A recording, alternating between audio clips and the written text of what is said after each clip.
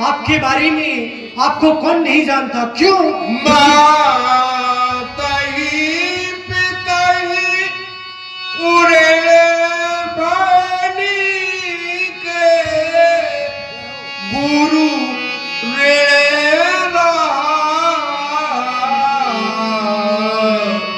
सोचे बड़े जी के। गुरु ऋण रहा सोच बड़ जी के।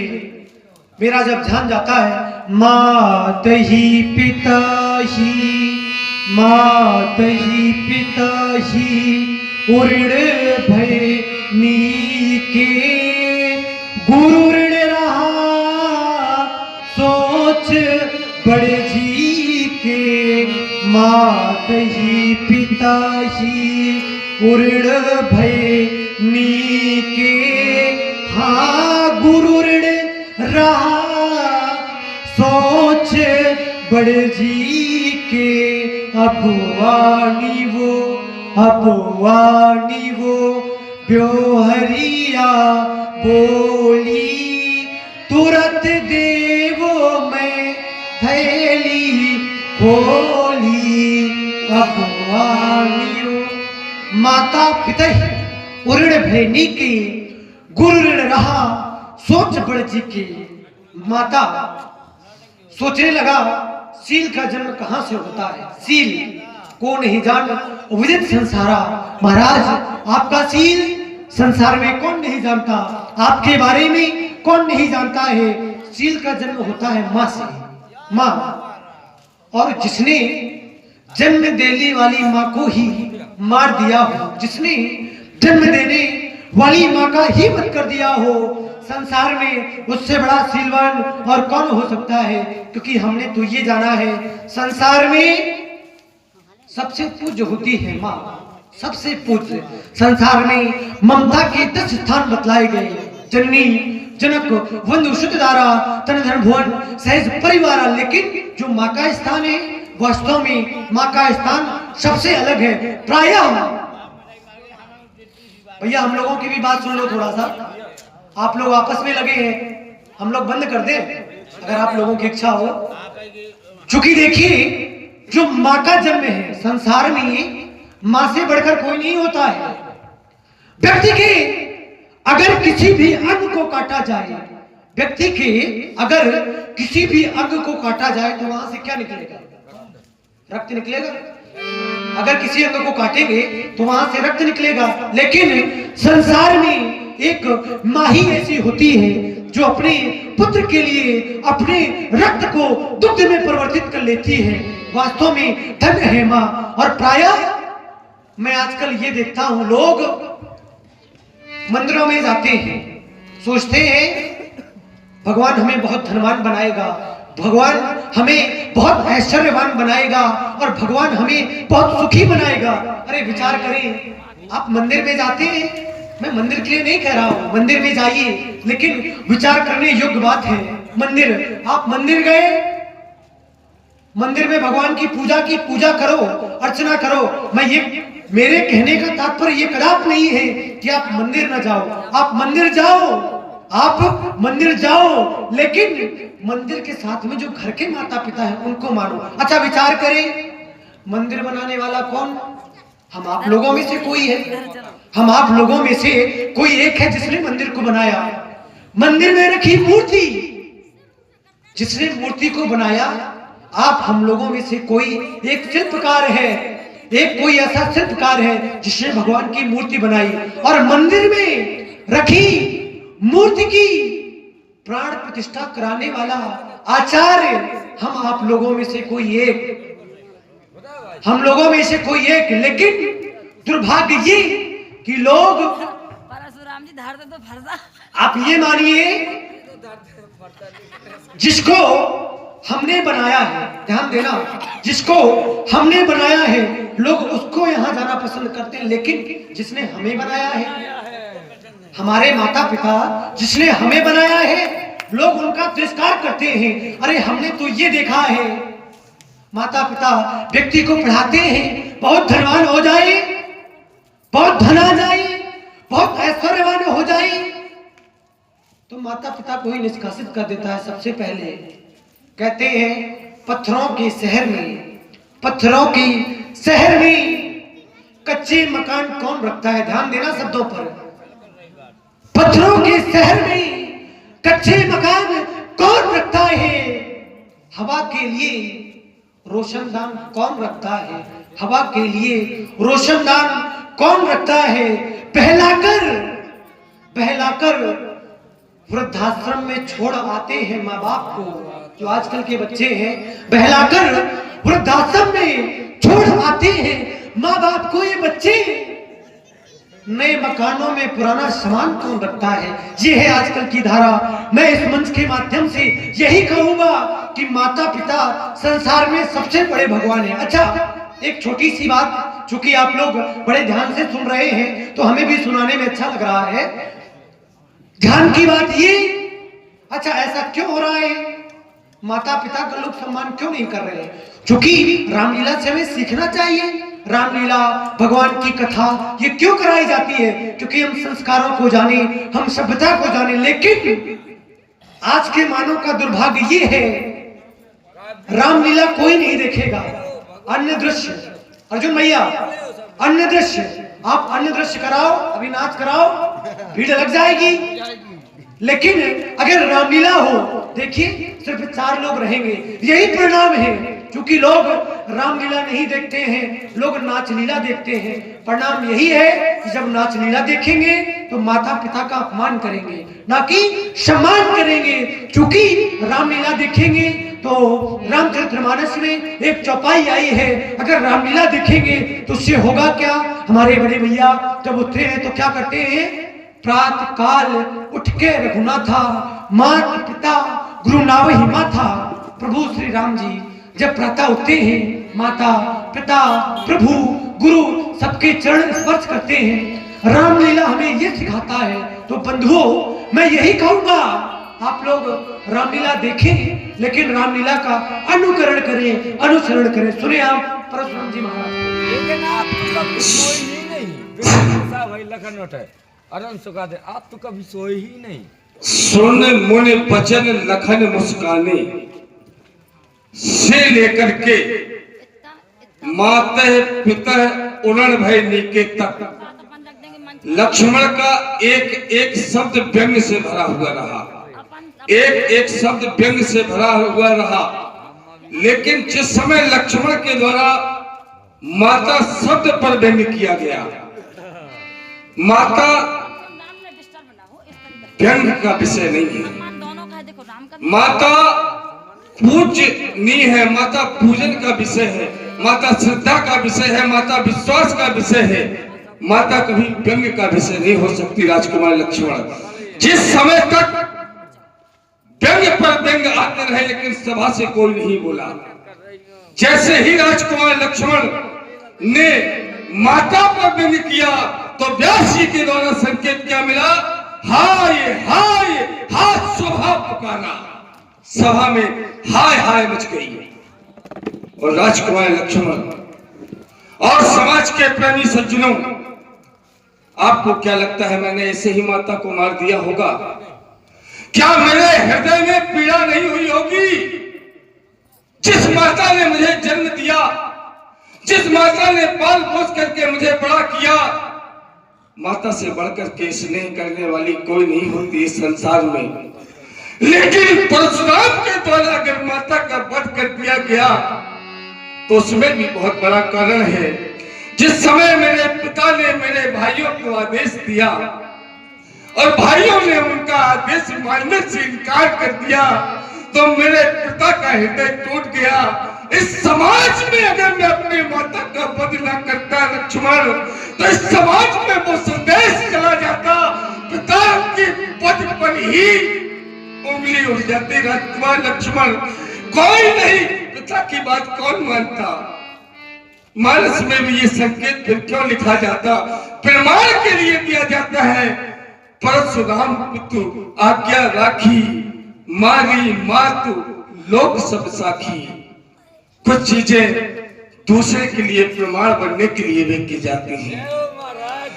मैं माता को जब मैंने मारा उस समय मेरी क्या स्थिति थी सुनो आप लोग। मैं जब जब परस उठाता था, मैं जब जब परस उठाता था, मेरी मैया शीश झुकाती थी, मेरी मैया शीश झुकाती थी। मैं पूछ रहा था बार बार, मेरी मैया कुछ भी न बताती थी। जब मेरे बार बार पूछने पर, मेरे बार बार प्रयास करने पर भी मेरी माता के द्वारा कोई उत्तर न किया गया, तब मैंने मन में यह सोच लिया, मैंने मन में ये सोच लिया, मेरी मैया बलिदान चाहती है, मेरे फरसे से मरकर भी मेरा उद्धार चाहती है, मेरा उद्धार चाहती है। यही होती है माँ की ममता मेरे प्रेमी भक्तजनों। मेरी माँ ने मुझसे एक शब्द नहीं कहा, मेरे बार बार पूछने पर एक बार नहीं कहा कि बेटा राम मुझे मत मारो। माँ स्वयं मर गई, स्वयं मिल गई, लेकिन मुझे मेरी पिता की आज्ञा मानने से उसने वंचित न रखा। आपको क्या लगता है मेरी माँ एक बार मुझे मना कर देती, क्या ये मेरा हाथ उनके सिर पर चलता, क्या ये मेरा भरोसा उनके सिर पर चलता? नहीं नहीं, ये उसी माँ की कृपा थी, उसी माँ का प्रेम था, उसी माँ का स्नेह था कि मेरा हाथ ये बढ़ गया। और राजकुमार लक्ष्मण, ये काटना, मारना, जोड़ना, ये हमारे परिवार की बातें हैं। कभी परशुराम से ये शिक्षा न ले लेना कि परशुराम को देख करके तुम्हारा पिता बुढ़ापा दशरथ कभी आज्ञा देते तो तुम भी अपनी मां को मार दो। तुम्हारे अंदर वो शक्ति नहीं है कि तुम जिंदा कर लो। ये हमारे परिवार का विषय है। हमारे भोले बाबा ने गणेश का सिर काट दिया था अपने पुत्र का। ये हमारे यहाँ परंपरा काटने जोड़ने की आज से नहीं है, पूर्व काल से चली आ रही है। गणेश जी का सिर काटा और जोड़ लिया, ये अपने घर की बात है।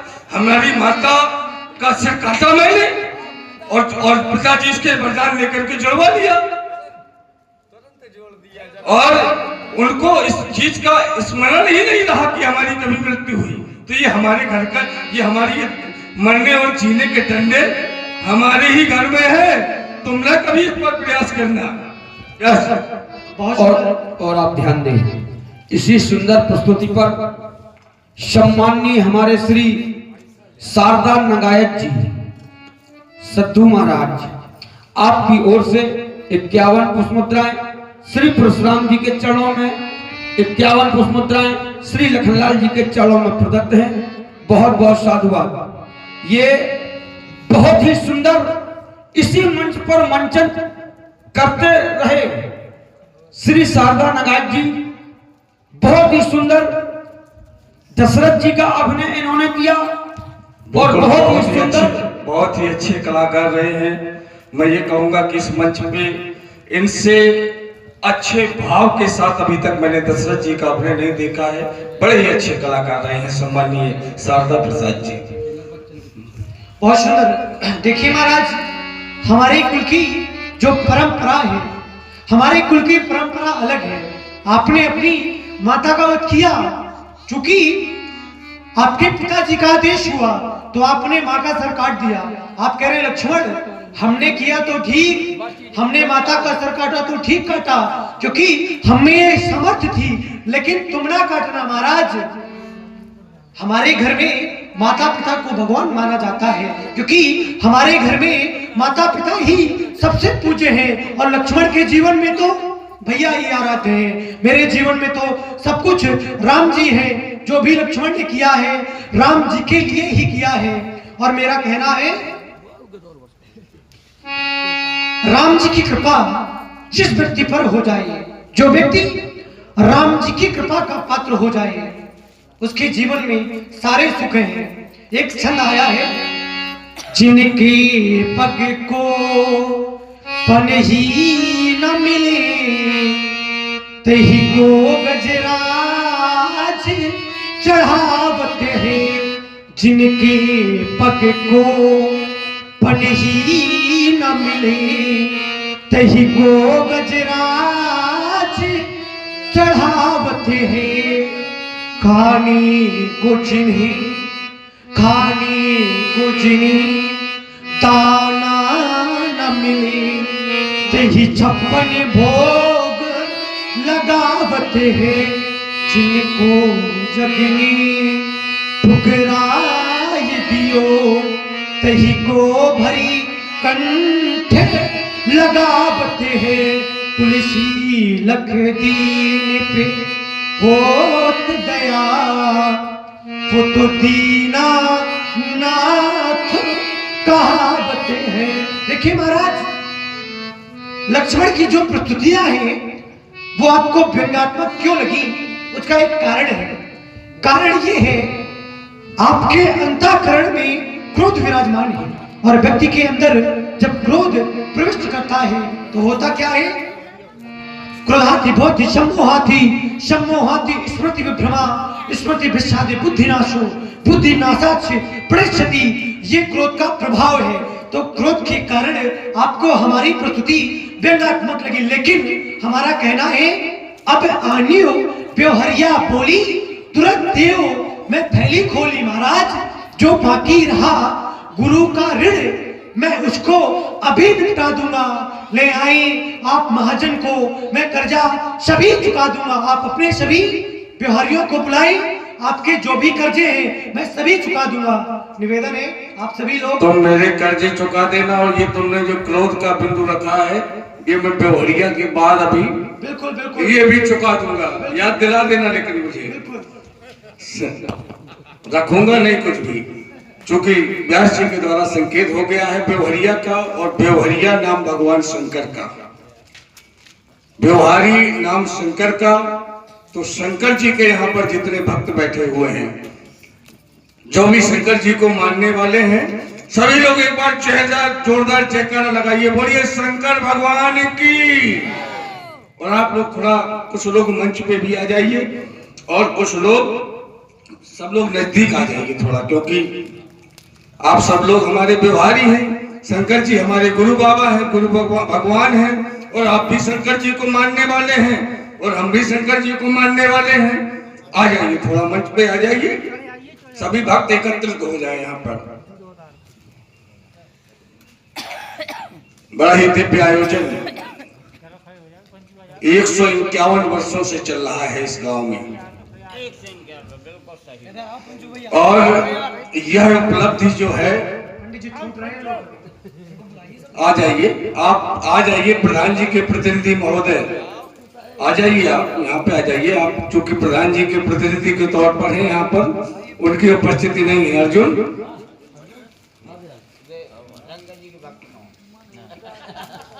नहीं, सभी लोग शंकर जी के भक्त हैं। बड़ा दिव्य आयोजन होता है, और इस आयोजन को हमारे प्रधान जी ने बहुत अच्छे से संभाल रखा है। विगत वर्षों में हमारे जो गांव की लीला का स्तर है बहुत ऊपर पहुंच गया है। आप लोगों को भले ही इस चीज की जानकारी कम हो, लेकिन जो ये कलाकार यहाँ उपस्थित होते हैं, कभी इनसे दिन में मुलाकात करके पूछिए।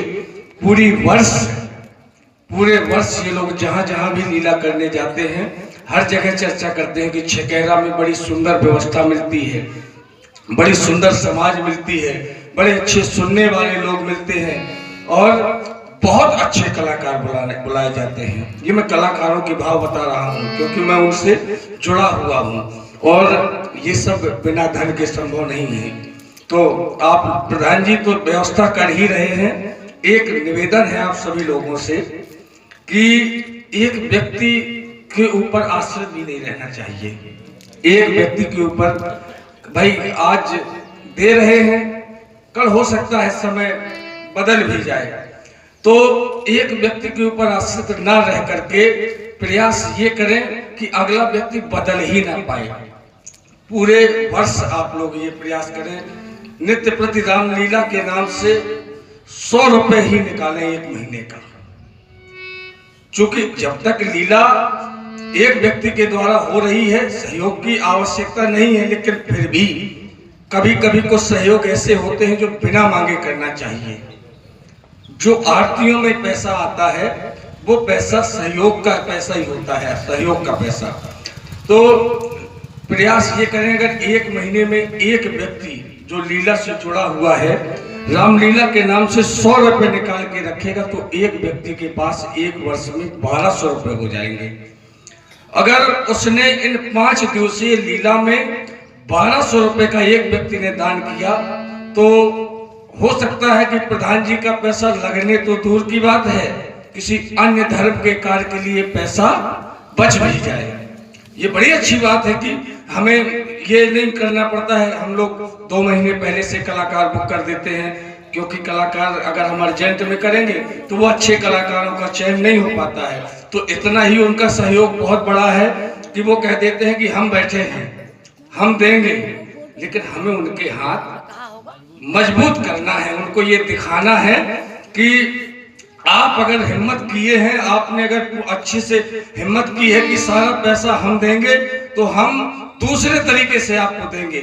आपका भले ही लास्ट में 50,000 जो भी बचे उनसे ले लें हम, लेकिन प्रयास सब लोग ये किया करिए। ये वर्ष तो निकल गया, लेकिन एक महीने में 100 रुपए रामलीला के नाम का रखना है और आरतियों के माध्यम से वो 1200 रुपए आप लोगों को इन 5 दिनों में, एक दिन में नहीं देना है, इन 5 दिनों में आरतियों के माध्यम से वो 1200 रुपए दान करने ही करना है रामलीला में। इससे हमारे रामलीला को भी मजबूती मिलेगी और नित्य प्रति आज 151 वर्ष हुए हैं, हमें देखते देखते 200 वर्ष भी हो जाएंगे और ये हमारी जो अगली पीढ़ियां आएंगी कभी 500 वर्ष भी पूरे होंगे।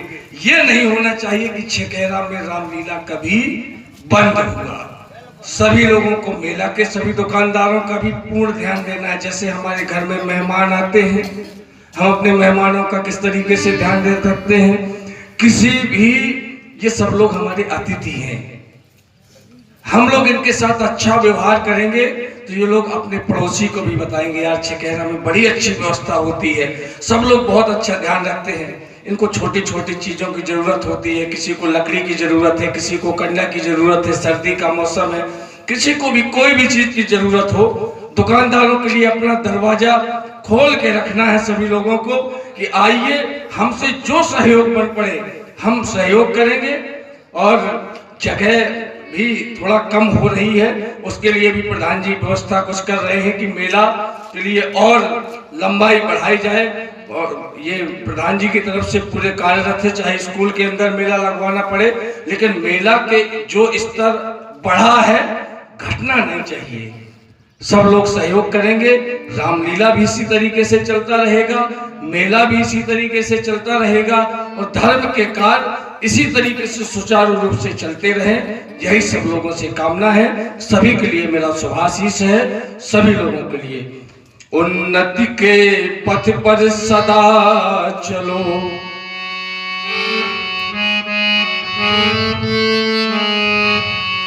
हर कार्य तुम्हारा सबल रहे, वीरों की सभा मध्य बैठो तो कार्य तुम्हारा प्रबल रहे, तुम्हें हंसमुख हंसकुल्ले बनना, हमेशा अपने चेहरे में मुस्कान रखना। हमेशा देखिए, अगर आपके अंदर कोई दर्द है, अगर आप किसी को वो दर्द चेहरे से दिखाएंगे तो वो आपकी हंसी उड़ा लेगा, मजाक उड़ा लेगा, वो दर्द आपका बांटेगा नहीं। तो हर प्रकार का, किसी भी प्रकार का, ये देखिए सुख और दुख का जोड़ा है। जैसे हानि लाभ जीवन मरण, ये सब विधि परमात्मा के हाथ में है। तो चाहे किसी